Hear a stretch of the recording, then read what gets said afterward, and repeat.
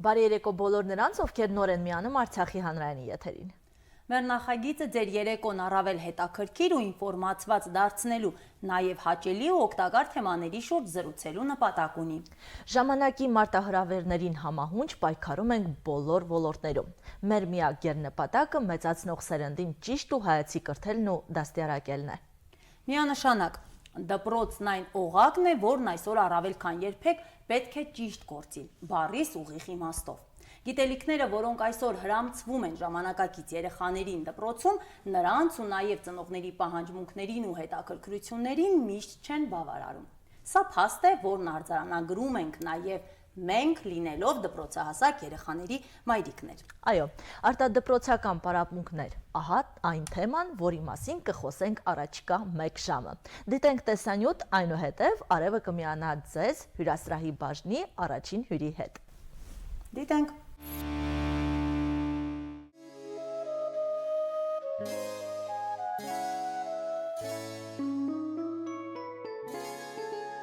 Ժամանակները փոխվել են ու մենք էլ ստիպված շարժվում ենք ժամանակի պահանջով։ Բազմազբաղ ու աշխատող մայրիկների թիվն օրեցօր ավելանում է։ Ավելանում է նաև դասապատրաստումներ կազմակերպող մասնագետների պահանջարկը։ Սոցցանցերը լիքն են, անհրաժեշտ է դասապատրաստող բովանդակությամբ հայտարարություններով։ Ծնողներին անհրաժեշտ են տարբեր դասարանի երեխաների հետ պարապող ուսուցիչներ, բայց որպես կանոն գերակշռում է տարրական ուղղակի հետ աշխատող դասվարները։ Պահանջարկը շատ մեծ է, ցանկացողները շատ են, ամեն տարի ավելանում է։ Հիմնականում դա պայմանավորված է ծնողների զբաղվածության պատճառով, աշխատանքի են եւ չեն հասցնում։ Մեծ մասը է դա կազմում, որ այդ ծնողներին չեն հասցնում դասերը սովորեցնել երեխաներին։ Ունենք նախադպրոցական խմբի երեխաներ, բայց մեծ մասը առաջինից 4 դասարանի երեխաներն են շատ։ Ավագ դասարանի երեխաները ավելի ինքնուրույն են եւ կարողանում են ինքնուրույն դասեր պատրաստել, իսկ փոքր դասարանի երեխաները ոչ։ Ծնողի կարիք ունեն անպայման։ Պետք է աշխատեն ծնող, երեխան եւ անհատական պարապմունքի ուսուցչուհին։ Պետք է երեքը միասին աշխատել։ Այդ կապը պետք է լինի անպայման, պետք է ամրապնդել ծնողը տանը, պետք է ամրապնդի հետևի երեխան, ինչ են այսօր սովորել դպրոցական, նախադպրոցական խմբերում, ինչ են արել, անպայման պետք է ծնողը հետևի, անպայման։ Աշխատող մայրիկների նման բազմազբաղ են նաև փոքրիկ բալիկ ունեցող մայրիկները, որոնք նորածին բալիկի հետ չեն հասցնում պատշաճ կերպով պատրաստել դպրոցահասակի դասերը։ Ինչպես ասում են, պահանջարկն առաջարկ է ենթադրում։ Բնական է, որ օրեցօր ավելանում է դասապատրաստող հաստատությունների թիվը։ Միայն կարևոր մի հանգամանք չպետք է աչքաթողարվի։ Ոչ մի պարագայում մեծ պահանջարկը չպետք է ենթադրի անորակ առաջարկ։ Չէ՞ որ մենք երեխաներին ուղարկում ենք մասնագետի մոտ այն հույսով, որ մեր երեխաները մասնագիտական մոտեցում կստանան։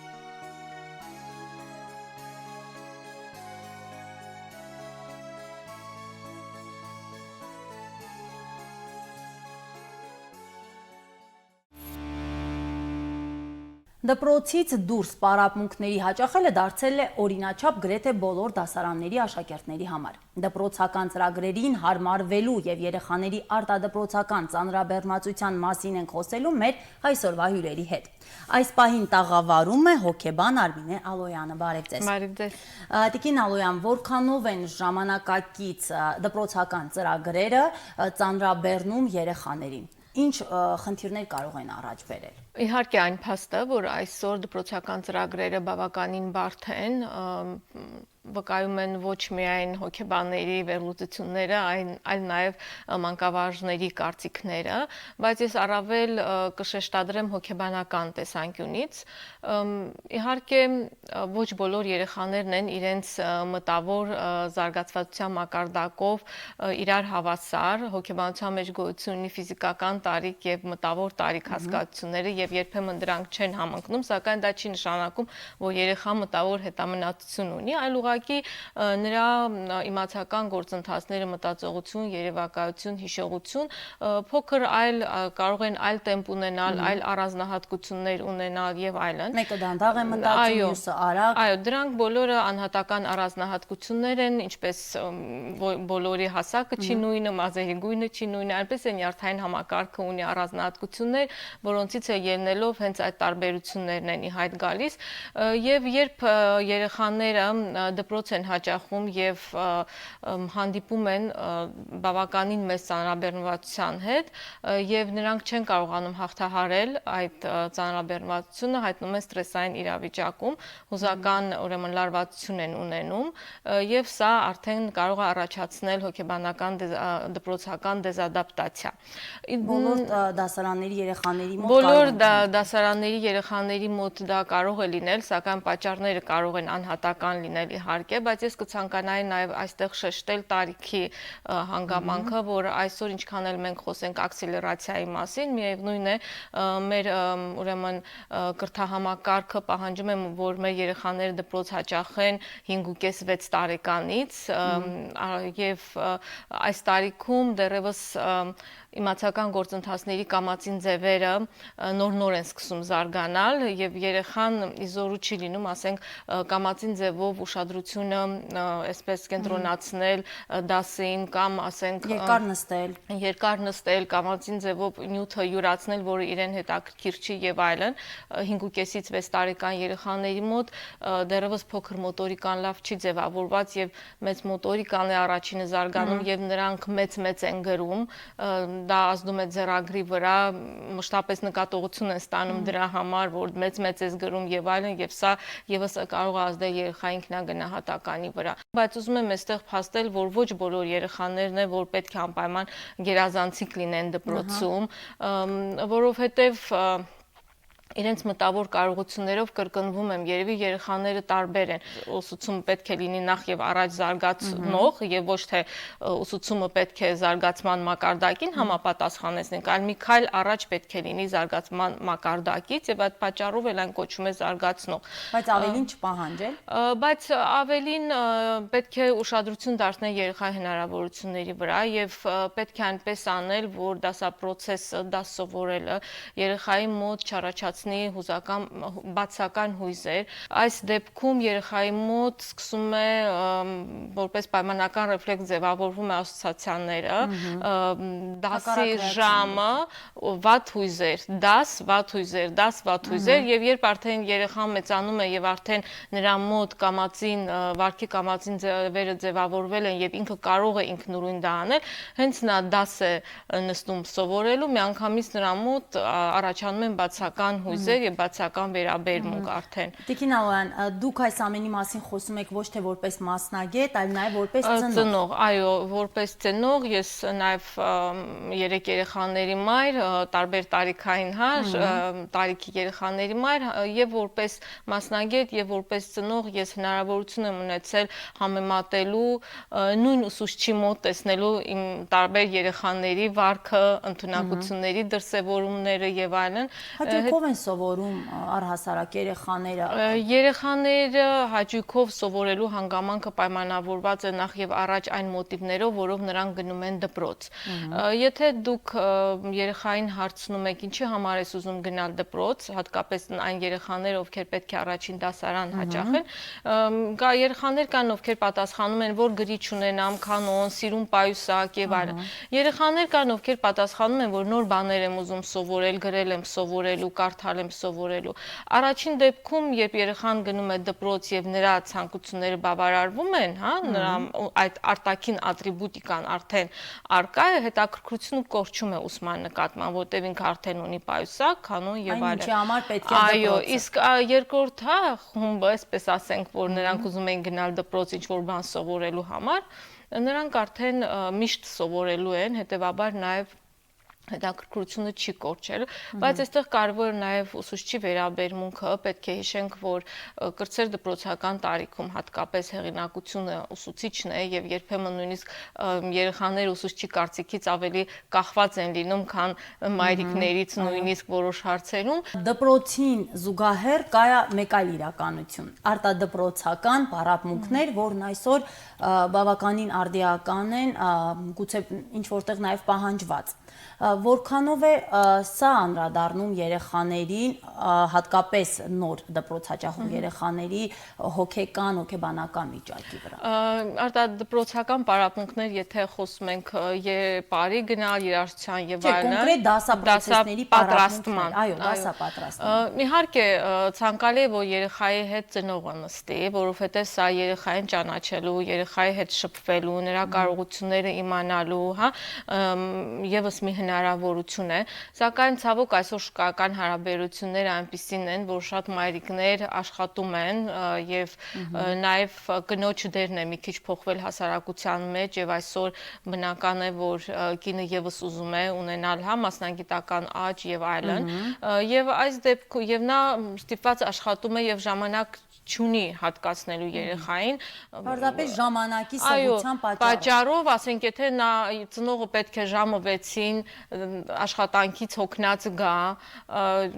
տան գործերից հետո մի ժամ էլ դրան կտրամադրի ժամը 7-ին կողմերը հոգնած, լարված, հուզականորեն ինքը նստի երեխայի հետ եւ երեխան, որը դեռևս հա նյարդային համակարգ այնքան չի զարգացած, որ ինքը կարողանա նստել, անդադ ուզում է շարժվել, որովհետեւ հա այդ գրգռման գործընթացները նյարդային համակարգում բավականին շատ են լինում, այո, նա անդադ շարժվում է, վեր է կենում, գնում է եւ դա ծնողի վրա ազդում է, ծնողն էլ մտածում է, որ արդեն քնելու ժամանակն է մոտենում, պետք է այդ ամեն ինչը շուտ է եւ ագրեսիա է առաջանում եւ եթե այդ բացական հուզական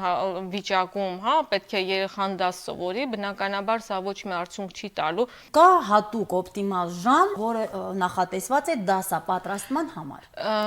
Իհարկե դա եւս անհատական է, պետք է մենք տեսնենք թե երեխան որ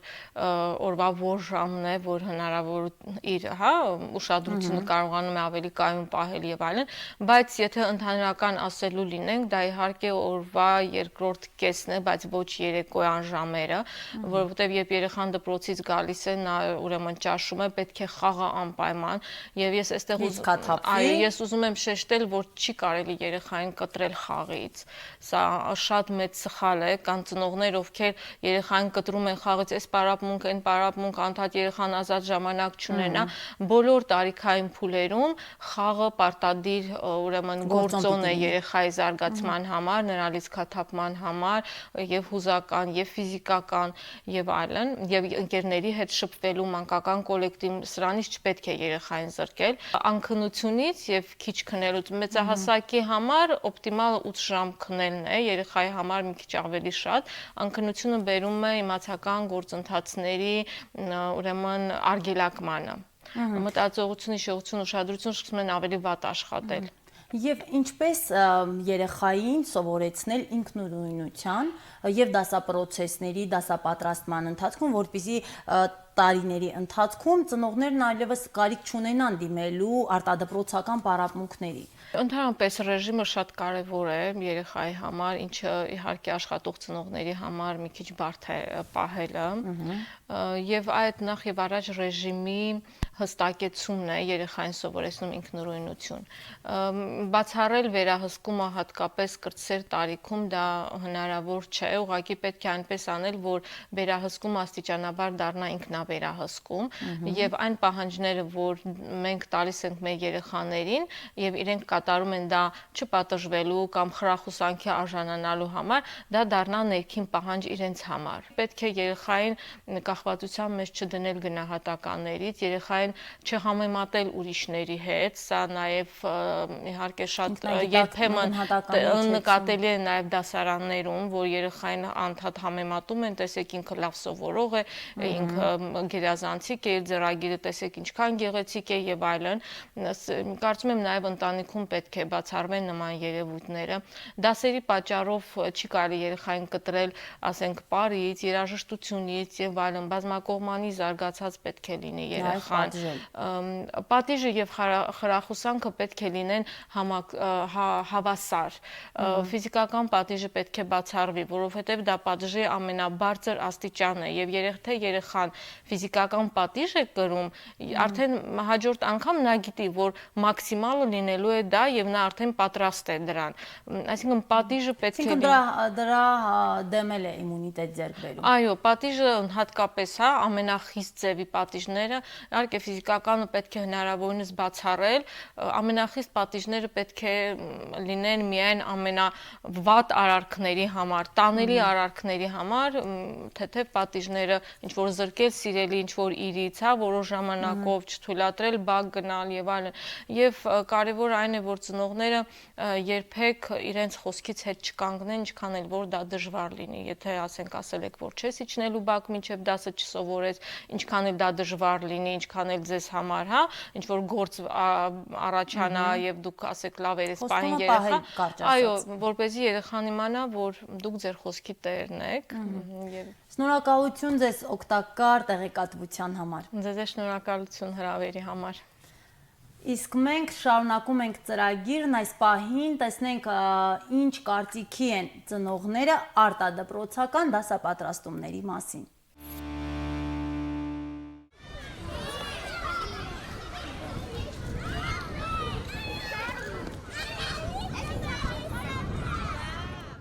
Ունեմ մեկ բալիկ, այս տարի հաճախում է առաջի դասարան, տանը ես եմ պարապվում, որովհետև չեմ աշխատում եւ իմ համար հեշտ է պարապվելը, դրա համար ես եմ տանը պարապվում։ Ինքը շատ է սիրում սովորել, պատմել,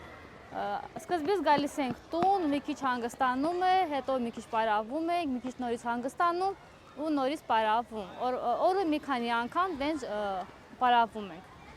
Շատ շուտ է սովորում դասերը, հեշտ է, իր համար դեռ հեշտ է։ Մեծ տղա սովորում է 6-րդ դասարանում, աղջիկս 4-րդ դասարանում, նորից փոքր տղաս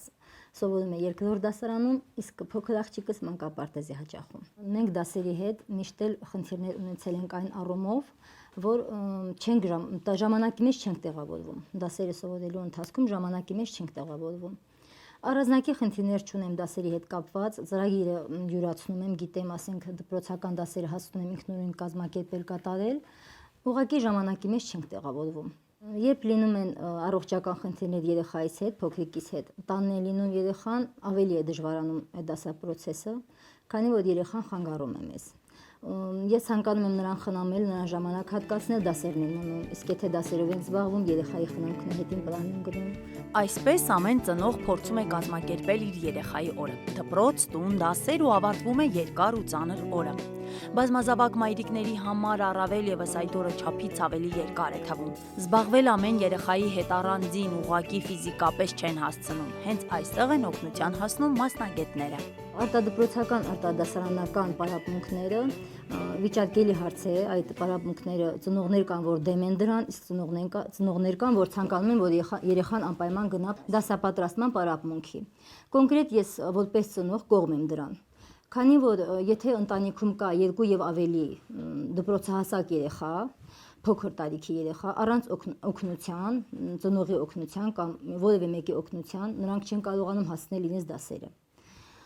Կոնկրետ ես չեմ հասնում այն առումով, որ պետք է երեքին էլ օգնեմ։ Դասացուցակով կա դասաժամեր, օր կա, որ ասենք մի երեխային ունի 3 օտար լեզու, մյուսն էլ ունի 2 օտար լեզու, իսկ մյուս երեխան ունի շախմատ, ռուսերեն եւ մի քանի այլ առարկաներ, որը մի օրվա մեջ չես կարողանում հասցնել։ Դրա համար ընտրում ես պարապմունքները։ Օրինակ մեծ երեխայից ուղարկում եմ անգլերենի պարապմունքի, աղջկաս նույնպես ուղարկում եմ պարապմունքի անգլերենի, իսկ փոքր տղայից ուղարկում եմ այրենի մաթեմատիկայի պարապմունքի, մնացած առարկաները տան ենք մենք կազմակերպում պարապմունքները։ Բացի դրանից, երբ մինչև ուշ երեկո դասերը երբ պարապում ենք, ժամանակ չի մնում, որ ասենք երեկոյան հեռուստացույց դիտենք կամ ինչ-որ մի գեղարվեստական գիրք կարդանք, ֆիլմ դիտենք, ոչ ընդհանրապես ժամանակ չի մնում ինչ-որ մի գործով զբաղվելու։ 4 երեխա ունեցող մայրիկը դեռ չի աշխատում, իր ողջ ժամանակը տրամադրում է երեխաներին, բայց միևնույն է, ամեն ինչ ճիշտ կազմակերպելու համար ժամանակը միշտ չի հերիքում։ Արևը ուշադիր մայրիկների շարքին է դասվում, լավ ճանաչում է իր երեխաներին ու գիտի ում համար է արտադասարանային դասապատրաստումները հոգուտ եւ ում հետ պիտի հենց ինքը աշխատի։ Ծնողը եթե երեխային ուղարկում է պարապմունքի, ուրիշ ասենք մասնագետի կողք, անպայման երբ երեխան տուն է գալիս, պետք է հարցնել. այսօր ինչ է սովորել, ինչ է յուրացրել, ինչ ես այնտեղ կատարել։ Եթե չհարցնես, մեխանիկորեն երեխան գնա,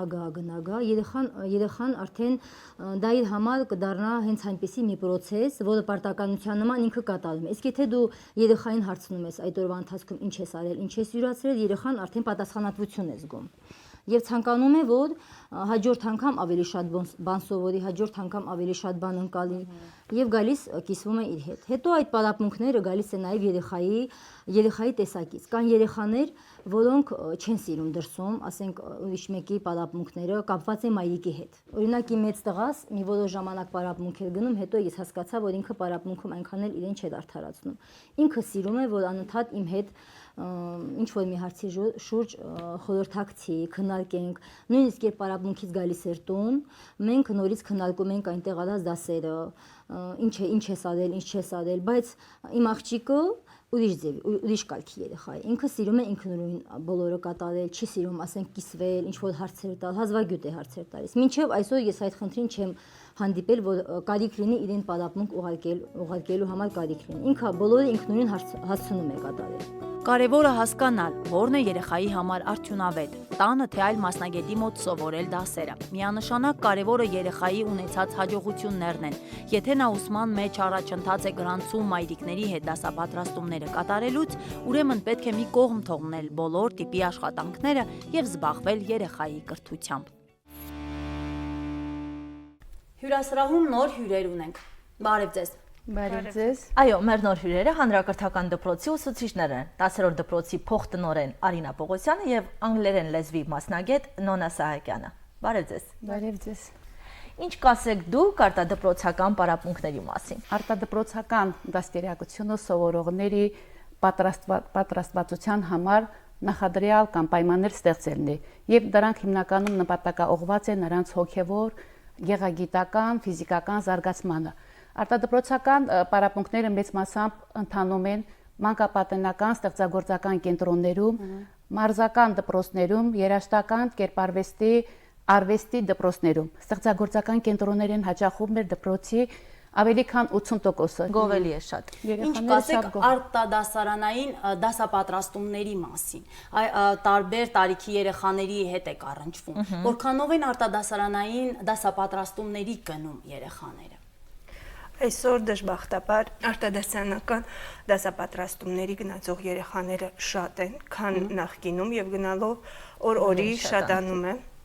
Իսկ ինչու դժբախտաբար, որովհետև ցանկալի է ծնողը զբաղվի երեխայով, որպեսզի ուսուցիչ աշակերտ դպրոց կապը պահպանվի, այն ծնողները, որոնք ուղարկում են իրենց երեխաներին դասապատրաստման, երբեմն նույնիսկ տանը չեն էլ հետաքրքրվում, ամբողջ հույսը դնում են պարապող ուսուցչի վրա եւ եկեք գալիս է մի պահ, երբ ծնողը վստահ է, որ իր երեխան պետք է հաջողությունների հասնի, սակայն նրանց ցանկացած կամ պատկերացրած գնահատականը չի լինում, դա այն է պատճառը, որ երեխան պետք է տանը նույնպես կրկնի, որպեսզի ավելի լավ հաջողությունների հասնի, իսկ դրանում պետք է հետևողական լինեն ծնողները։ Ծնողները մտածում են, որ եթե երեխան գնում է պարապմունքի, ուրեմն վերջ։ Ամեն ինչ Երեխան պատրաստ է, բայց իրականում երեխաները պատրաստ չեն։ Նման մի փաստ կա, ծնողները, որոնց երեխաները տարբեր դասապատրաստումների են արտադասարանային գնում, բաժանում են երկու խմբի։ Ծնողներ, ովքեր աշխատում են, մեծ ծնողներ, չեն հասցնում, ժամանակի մեջ չեն տեղավորում, եւ ծնողներ, ովքեր չեն կարողանում ինքնուրույն սովորեցնել։ Այ ո՞րն է գերակշռումը ձեզ։ Այ ես կասեի, որ ոչ թե երկու խմբի, այլ 3 խմբի, կա նաեւ երրորդ խումբը, երբ որ ծնողը գիտի, տիրապետում է այս կամ այն առարկան, միգուցե նույնիսկ գերազանց, քան մի շարք այլ մասնագետներ, չեմ ուզում վիրավորել որևէ մեկին, բայց բոլորս գիտենք, որ տարբեր են լինում։ Բայց այստեղ կա մի բայց, որ երեխան չի լսում ծնողը։ Չի լսում, չի ենթարկվում։ Դա երրորդ խումբն է։ Բայց գերակշռում է ձեր երկրորդ հարցին, գերակշռում է աշխատող ծնողների երեխաները, որոնք չեն հասցնում զբաղվել իրենց երեխաներով։ Դուք ինչ կասեք, ընկեր Պողոսյան, տարիների փորձ ունեք։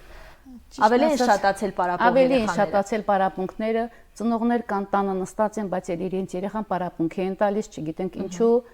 Ծնողներ կան, երեխաները պարապմունքի են տանում, բայց չգիտես ինչու դժգոհ ուսուցիչ բամեր երեխան պարապմունքի է գնում, ինչու է ցածր գնահատականը, բայց կարող եմ ասել, որ այդ երեխաները կարող է ուսանողների մոտ են գնում, ավելի բարձր դասարանի երեխաների հետ են պարապում, հա, ծնողները հետևողական չեն։ Ուղղակի ուղարկում են պարապմունքի իրենց կարծիքով պիտի արդյունք տա, միշտ չի որ արդյունք հա տալիս։ Կարող է այդ պարապող ուսանողը ընդհանրապես տնային աշխատանք կատարի, ուղղագրություն չսովորեցնի, բառեր չսովորեցնի, ուղղակի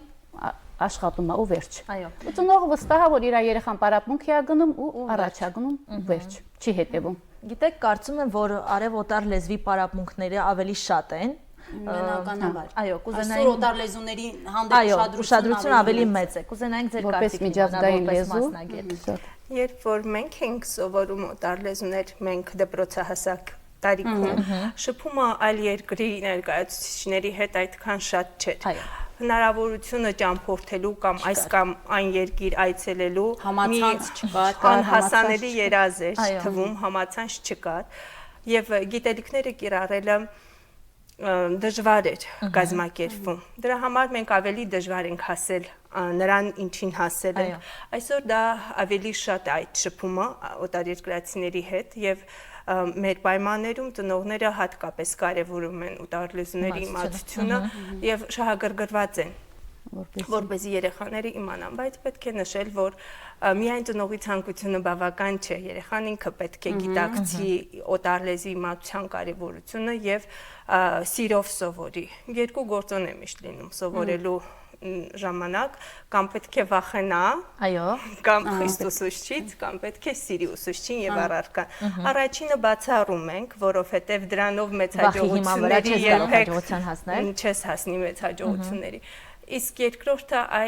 արդեն այստեղ պետք է տարբեր մեթոդներ կիրառել։ Այսօր օրինակ դպրոցական ծրագրերը շատ բարդ է։ Ծնողներին էլ չի կարելի մեղադրած, որովհետև ծրագիրը շատ բարդ է, ծնողները մեծ մասը չեն հասկանում, դրա համար սիպած արտադասարանական պարապմունքի են տալիս։ Ներկա պահին դպրոցում դասարանների քանակը, աշակերտների քանակը դասարանում շատ է։ Առնվազն 35 հոգի, 33, 35, 36 հոգանոց դասարան է։ Այդ դասարաններում օրինակ մեր դպրոցում չի կիսվում, որը շատ սխալ է։ Ոչ թե սխալ է, մեր պայմաններ չունենք։ Այո։ Մենք այս պահին պայմաններ չունենք։ Երեխաների համար դժվար է, շենքային պայմաններից ելնելով դժվար է։ Երեխաների համար ծրագիրը բարդ է, դժվար է, դրա համար դժվարություններ է առաջանում։ Հատկապես օտար լեզուներից։ Այո, մեր ժամանակներում մենք կիսվում ենք։ Ես էլ ավարտել եմ 10-րդ դպրոցը եւ մենք կիսվում ենք։ Այո, եւ օտար լեզուն, եւ ռուսաց լեզուն, այո։ Բացի պետք է նշել, որ օտար լեզվին հատկացվող ժամանականակը շատ քիչ է, շաբաթական 2 ժամ կոնկրետ անգլերենից ուսումնասիրել 40-45 րոպե, դա չափազանց քիչ է լեզվին լավ տիրապետելու համար, հատկապես երբ որ մենք առօրյայում չենք գործածում այդ լեզուն, եթե ռուսերենը շատ թե քիչ գործածվում է, անգլերենով խոսող բնականաբար քիչ ենք, որովհետև մեր երկիրը մոնոէթնիկ է եւ չունենք լեզվին տերավետող եւ լեզվով խոսող բնակիչներ։ Դրա համար հույսը մնում է դնել մուլտֆիլմների վրա եւ խորհուրդ եմ տալիս ծնողներին իրենց երեխաների նախընտրած մուլտֆիլմները միացնել զուգահեռաբար մի քանի լեզվով։ Կան ծնողներ, որոնք դժգոհություններ են հայտնում այս կամ այն մասնագետի հետ կապված դպրոցում դասավանդող ուսուցչի մասին է խոսքը, ով երեխայի գնահատականը դիտավորյալ իջեցնում է, որպեսզի երեխային նրա մոտ պարապմունքի գնա։ Այո։ Կարծում եմ դուք էլ լսած կլինեք, եթե ոչ առնչված, հաստատ լսած կլինեք։ Ինչ է կարծում այս երևույթի մասին։ Ինչպես բացառել նման դեպքերը։ Իմիջիայլոց դա բոլոր ժամանակներում էլ կա։ Այո։ Մեր ժամանակներում էլ էր այդպես։ Ճիշտն ասած, դա եւս հնարավոր չի, որովհետեւ բոլոր ուսուցիչները ցանկանում են իրենց երեխաները լավ սովորեն։ Հնարավոր չի, որ լավ պատասխանած երեխային ցածր գնահատական տրվի։ Այդպիսի երևույթների ինքս չեմ հանդիպի, չեմ առնչվի, որովհետև այսօր արդեն նշել ենք, որ առանց այդ էլ շատ են պարապող ցանկացող երեխաները, որովհետև պատճառները տարբեր են։ Բայց եթե լինում է այդպիսի դեպք, եթե ուսուցիչը որևիցե գնահատական ցածր է դնում, դա եկեք չասենք դնում է երեխան, ստանում է, ուսուցիչը չի դնում, որովհետև ի սկզբանե ուսուցիչը երբ մտնում է դասարան, շահագրգռված է իր առջև տեսնել լավ պատրաստված խելացի երեխաներ։ Ես կոնկրետ իմ տղայի վրա օրինակ կարող եմ բերել, նրան ավելի ցածր վաստակած գնահատականը ավելի մեծ եռանդ է տվել, որ ամբողջ 3 ամսվա ընթացքում նա ավելի լավ է աշխատել, որպեսզի այսօր ուսուցչուհին նշում է, որ դրական տեմպը երևում է նրա աշխատած եւ նա դա արել է ինքնուրույն։ Այդ ինքնուրույնությունը նրան մեծ բան է տալիս։ Ինքը սխալվում է, ինքն իր սխալը ուղղում է։ Վերջում ես ստուգում եմ իհարկե, բայց կարևոր քայլ է վերջում ստուգել։ Այո։ Միևնույն է երեխաները կամ անուշադիր են կամ անթույք են, որքան էլ ինչքան էլ գնան պարապմունքների, ես կարծում եմ, որ դու տանը պետք է երեխայից ստուգես, պայուսակն էլ անգամ պետք է ստուգես։ Գիտեք ինչ, նույնիսկ եթե դուք չեք տիրապետում այդ առարկան, պետք է մի հատ այսպիսի խելոք դեմք ընդունեք։ Իբր տիրապետում։ Իբր, այո, ձևացնել, որ դուք լսում եք եւ ամեն ինչ հասկանում եք, դա եւ գովել երեխային վերջում ապրես, այո, դու մեծ հաջողությունների կհասնես, դա նրանց թև է տալիս։ Իհարկե։ Եվ օգնիկ խորամանկություն խորուրդ մայրիկներին։ Ես ինքս այդպես եմ անում, չնայած կարիք չի լինում ձևացնելու, մինչեւ հիմա եթերը չգիտի, չի իմանալու նման խորամանկության եք դիմում։ Ամեն դեպքում դա մեզ կօգնի, նաև մեր բալիկների դեպքում։ Շատ շնորհակալություն ձեզ, հաջողություն ենք մաղթում երեխաների կրթման բարդ պատասխանատու գործում։ Այո, այս ժամանակներում շատ բարդ է։ Բարդ գործ է կատարում, այո, շատ դժվար է, եւ ծրագիրն է բարդ, եւ երեխաներն են բարդ։ Ամեն դեպքում ձեզ համբերություն։ Ինչպես նշել է մեծ ընկոմիտասը, կարևոր է կրթությունը, դասիրակությունը դպրոցում ուսուցիչը ոչ միայն կրթում է, այլ նաև դասիրակում է երեխաներին եւ այսօրվա սերունդը վաղվա ազգն է եւ եթե մի փոքր անզգույշ վերաբերմունք ցուցաբերես կարող ես կործանել այն։ Այո։ Եվ ուզում եի նշել, որ ինչքան էլ ուզում եք օտար լեզու սովորեք, հայրենիքում հայ մնալն է պատիվ բերում եւ մարդ մնալն է պատիվ բերում։ Սերևս այս խոսքերի վրա էլ գեղեցիկ նոտայով ավարտենք մեր զրույցը։ Շնորհակալ ենք ձեզ էլ։ Իսկ մեր ծրագիրը շարունակում է։ Դե իհարկե, մեր փոքրիկ գործընկերները դիտենք։ Ողջունում ենք մեր հասակակիցներին։ Ժամացույցի սլակներ դասարարում են, որ եթերում մենք ենք։ Այս պահին մենք ձեզ կհաղորդենք հետաքրքիր եւ տարօրինակ փաստեր դպրոցի մասին։ Շատ ու շատ տարիներ առաջ, Արսեն, դպրոցները բոլորովին նման չէին մեր դպրոցներին։ Այո, գիտեմ, առաջին դպրոցները հին Հունաստանում է ստեղծվել եւ դպրոց բառը այն ժամանակ նշանակում էր հանգիստ ժամանց։ Բայց այդ հանգստի ժամանակ նրանք իրենց ուսուցիչների հետ զրուցում էին փիլիսոփայական հարցերի շուրջ։ Ուզում էր շուտ մեծանալ ավարտել դպրոցը, հետո էլ համալսարանը, բայց դեռ դպրոցի ծառներ չի երևում։ 12 տարին այնքան էլ շատ չէ, չես հավատում։ Իսկ գիտես, որ Ռոբերտ Քլորին անունով մի մարդ դպրոցում սովորել է մի ամբողջ 52 տարի, երբ նա դիպլոմ ստացավ, նա արդեն 72 տարեկան էր։ Ես էլ գիտեմ, որ Ավստրալիա դպրոցներից մեկում կենսաբանության դասը տևել է մի անգամ 54 ժամ առանց դադարի։ Իսկ երբեմն գնահատականներն այնքան էլ կարևոր չեն։ Եթե մի քիչ ցածր գնահատական ես ստացել, շատ չտխրես։ Այո, գիտեմ, գնահատականը հաճախ ամենակարևորը չէ։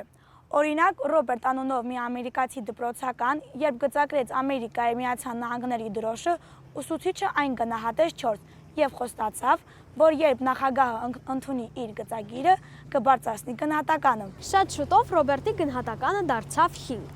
եւ Ամերիկայի Միացյալ Նահանգների դրոշը ստացավ իր այժմյան տեսքը։ Շատ հանրահայտ մարդիկ կիսատ են թողել իրենց ուսումը, սակայն դա չի խանգարել նրանց լինել հայտնի ու ճանաչված։ Հանրահայտ ֆուտբոլիստ Դեվիդ Բեքհեմը դպրոցը թողել է 16 տարեկանում եւ դա արել է հանուն իր առաջին խաղերի Մանչեսթեր Յունայթեդ ֆուտբոլային թիմի կազմում։ Աշխարհի ամենամեծ գիտնականներից մեկին, Թոմաս Էդիսոնին, դպրոցում հիմարիկ էին անվանում։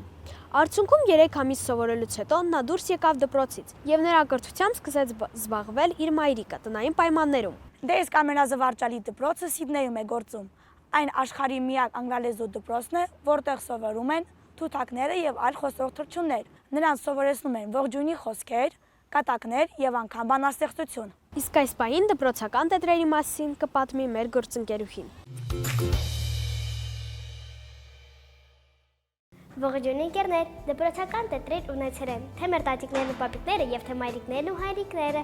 այժմ նույնպես ունենք եւ մենք։ Սակայն այն ժամանակ Երբ չկային մեր սովորական տետրերը, մարդիկ գրում էին մոմե տախտակների վրա, սրածայր փայտիկներով։ Այդ փայտիկների միայն մի կողմն էր ցուրտ, իսկ մյուս կողմը հարթ էր, եւ դրանով մարդիկ կարողանում էին ուղղել իրենց սխալները։ Հետագայում այդ մոմե տախտակներին փոխարինեցին մեր թղթե տետրերը։ Դրանք հարաթերթ էին եւ իրենց անվանումը ստացել են լատիներեն տետրադոս բառից, որը թարգմանաբար նշանակում է քառորդ մաս։ Բայց չէ որ տետրը չէր լինի, եթե չստեղծվեր թուղթը, որն էլ ստեղծեցին չինացիները։ Դա 105 թվականն էր։ Նրանք թուղթ ստանալու մի միջոց էին գտել թթենու կեղևի ներսում եղած նման մասից։ Չինաստանի առևտրականները շրջագայելով դեպի հյուսիս-արևմուտք եկան Սամարղանդ քաղաք։ Այնտեղ արաբները բացահայտեցին թղթի գաղտնիքը եւ բերեցին իրենց հետ Իսպանիա։ Այդտեղից էլ թուղթ ստանալու արվեստը տարածեց ամբողջ աշխարհում եւ ընձեռեց մարդկությանը այն հրաշալի հնարավորությունները, որոնցից այսօր ամեն օր ու ամեն ժամ օգտվում ենք նաեւ մենք։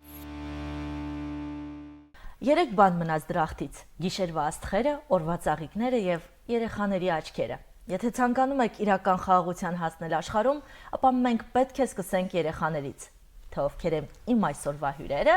կիմանանք հենց հիմա։ Բարև ձեզ։ Բարև ձեզ։ Ո՞նց եք։ Լավ եք։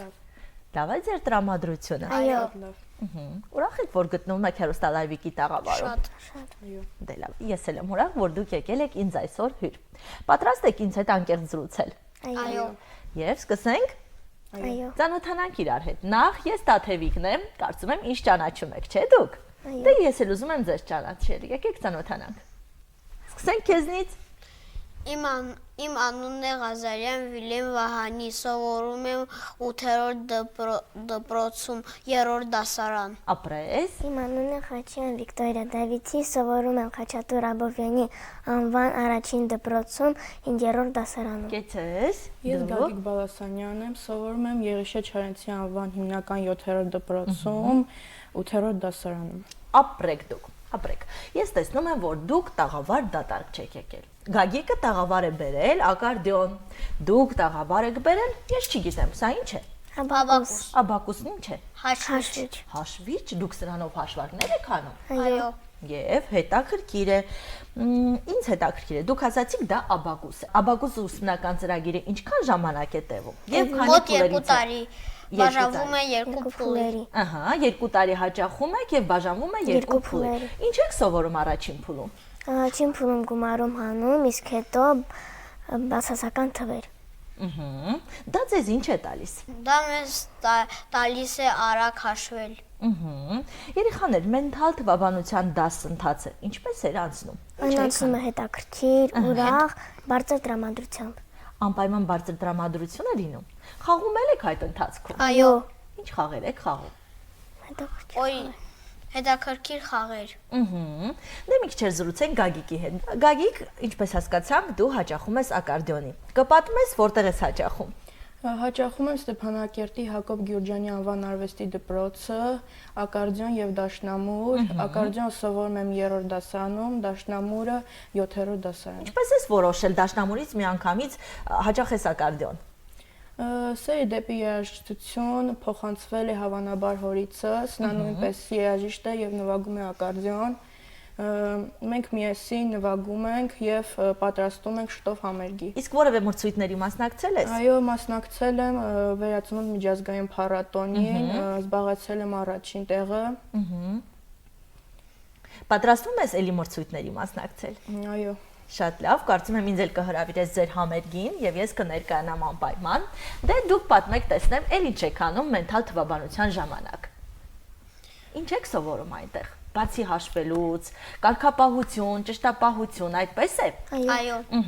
Դա ձեզ օգնում է դպրոցում լավ սովորել։ Այո։ Դա ինձ շատ է օգնում։ Ահա, դուք մաթեմատիկա առարկայից եք մենակ լավ սովորում, թե առհասարակ բոլոր առարկաներից։ Ես անհասարակ բոլոր առարկաներից։ Դու Բոլոր։ գերազանցիկ եք սովորում դպրոցում։ Այո։ Կպատմեք, այս ինչ ես բերել տաղավար Վիկտորիա Սաքոնն է։ Ինչ մրցույթ ես մասնակցել։ Հայաստանի Հանրապետությունում ես մասնակցել եմ մենթալ թվաբանության օլիմպիադային, առաջին տեղը գրավել եւ գրանպրին ստացել։ Ապրես դու, այստեղ գրված է Հանրապետական օլիմպիադա 2019 թվականին մենթալ թվաբանություն։ Եվ քանի հոգի էին մասնակցում, Վիկտորիա։ Շատ էիք։ 400։ 400-ի մեջ դու առաջին տեղն ես զբաղեցրել։ Կեցես, հրաշալի է։ Դու ինչ մրցույթների ես մասնակցել, Վիլեն։ Ես պետք էր մասնակցեմ Օլիմպիադային, բայց պատերազմի պատճառով ես չկարողացի մասնակցել նրան։ Դուք պատրաստ եք, ես ձեզ ուզում եմ մի քանի հարց տալ, կարող եք պատասխանել։ Այո։ Դե, հիմա կփորձենք ձեր գիտելիքները։ 86, հանած 58, 33, հանած 25, 36, կեցես, 24, 11, 36, հանած 45, 26, ապրես, ինչպես է դա քեզ հաջողվում, Վիկտորիա, այդ ինչեր ես անում, հաշվում, հաշվում ես, քեզ փորձենք, Վիլեն, Այո։ դես գնացինք, 35, 35, հանած 16, հանած 25, 29, կեցես, շարունակենք, այո։ 40, հանած 15, 35, 25, 45, 130, ապրես դու, ապրես, բարդացրել եմ հարցերը, պատրաստ ես Վիկտորիա, 21, 32, հանած 25, 66, հանած 15, 79, կեցեք, այս ինչ խելոք եք դուք, Վիլեն գնացինք, 56, 14, հանած 35, 27, հանած 45, 17, կեցես, վերջին հարցը Վիկտորիա քեզ եմ տալիս, 52, հանած 25, 48, հանած 15, հանած 25, 35, կեցես, դուք փայլում եք ձեր մենթալ թվաբանության գիտելիքներով, ով է ձեր ուսուցչուհին, ընկեր Մարգարիտ, ընկեր Սյուզաննան։ Դե ողջունում ենք ընկեր Մարգարիտային եւ ընկեր Սյուզաննային, շնորհակալություն ենք հայտնում, որ նման խելացի երեխաներ են դաստիարակում եւ ուսում տալիս, չէ՞։ Դե Գագիկ, դու մեզ համար այսօր ինչ ես նվագելու։ Նվագելու եմ Դունայսկի Վոլնեի։ Լսենք։ Այո։ Լսենք երեխաներ Գագիկ։ Այո։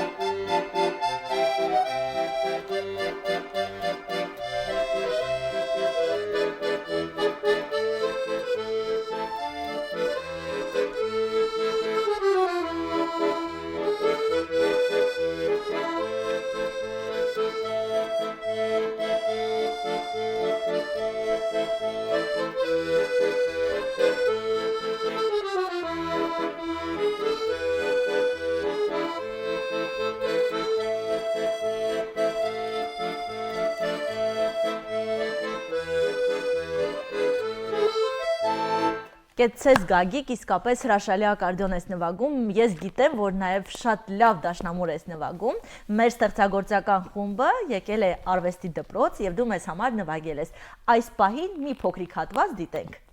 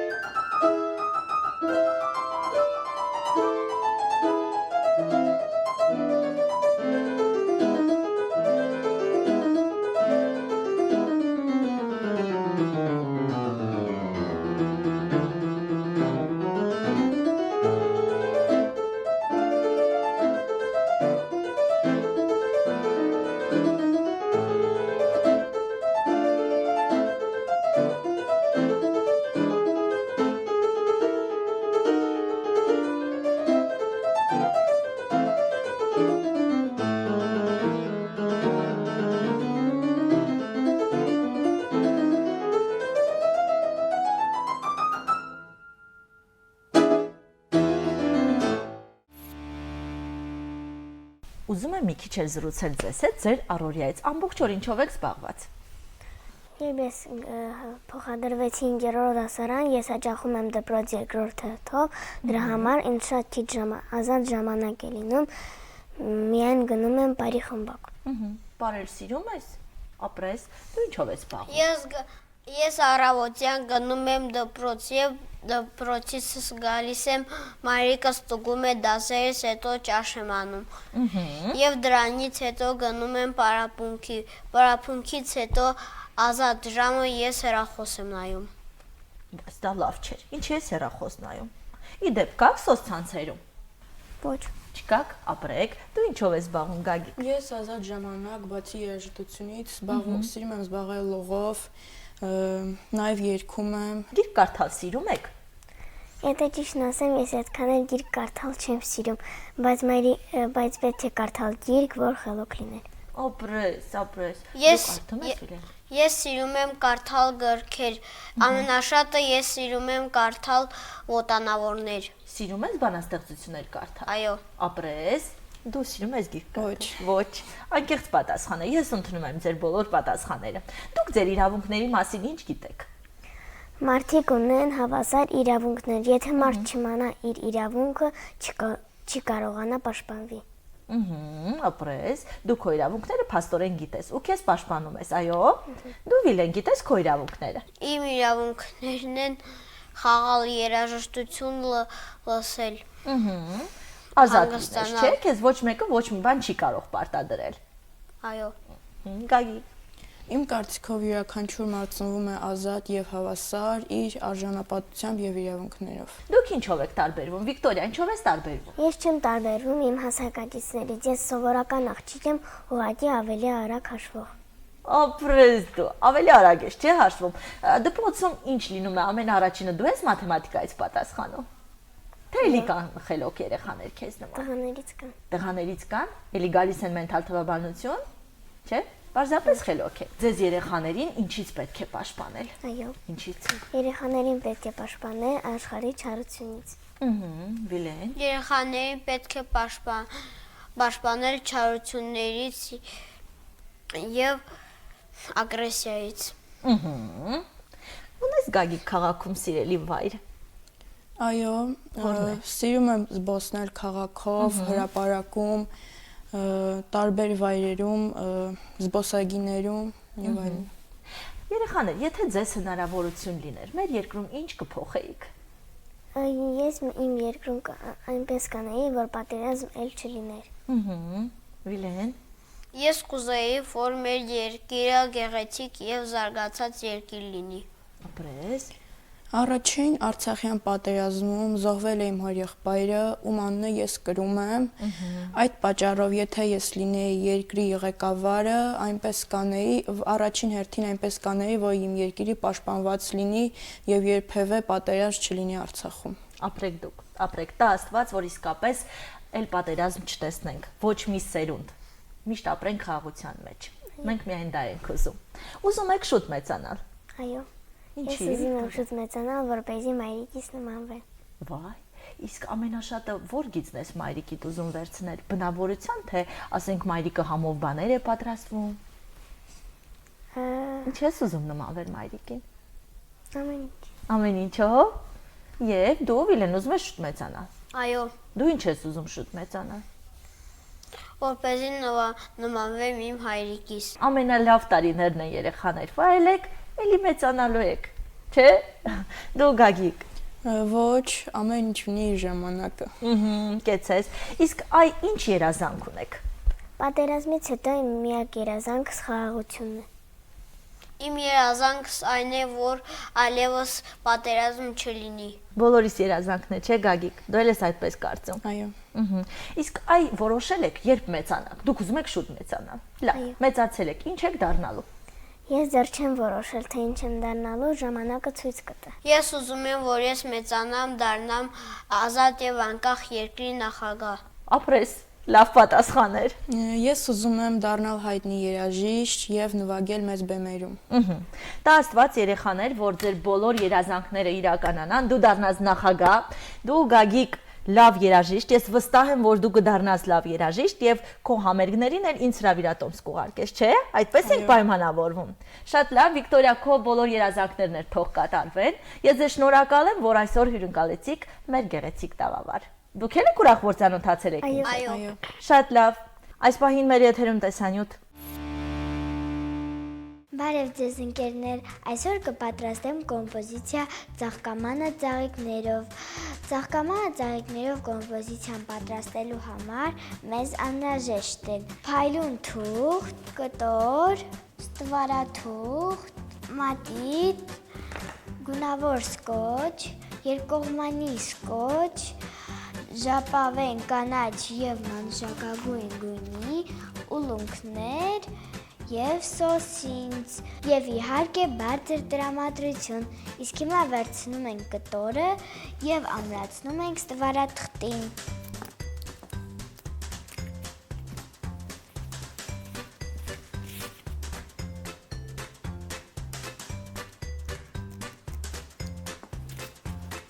Այնուհետև ծայրերին ամրացնում ենք գունավոր սկոչը։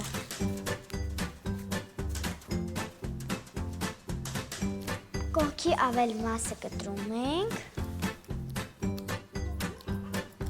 և ստանում ենք այս պատկերը։ Իսկ հիմա պատրաստում ենք ծաղկամանը։ Վերցնում ենք փայլուն թուղթը,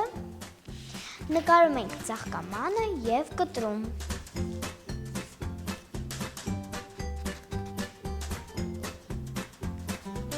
Ահա, պատրաստ է ծաղկամանը։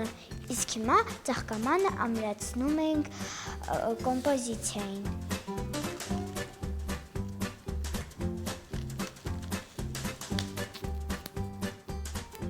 Պատրաստ է։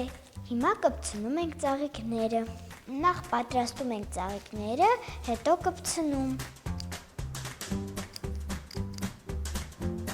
Այսպես պատրաստում ենք ծաղիկը։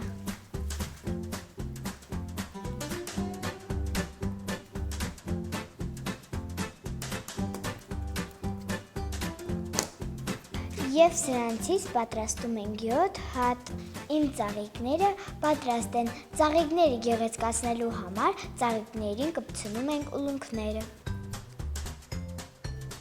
Ունենան այս տեսքը։ Պատրաստ են ծաղիկները, հիմա կպատրաստենք տերևները։ Վերցնում ենք կանաչ ժապավենը և պատրաստում։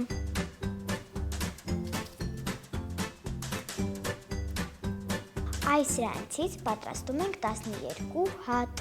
Պատրաստ են տերևները։ Հիմա ծաղիկների վերջից կպցնում ենք տերևները։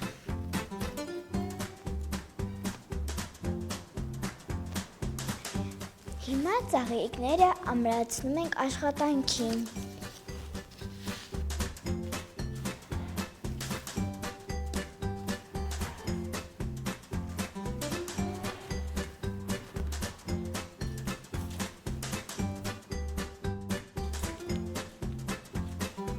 Պատրաստ է մեր ծաղկամանը ծաղիկներով կոմպոզիցիան։ Տեսեք ինչքան գեղեցիկ է։ Սիրելի ընկերներ, անպայման փորձեք։ Ցտեսություն։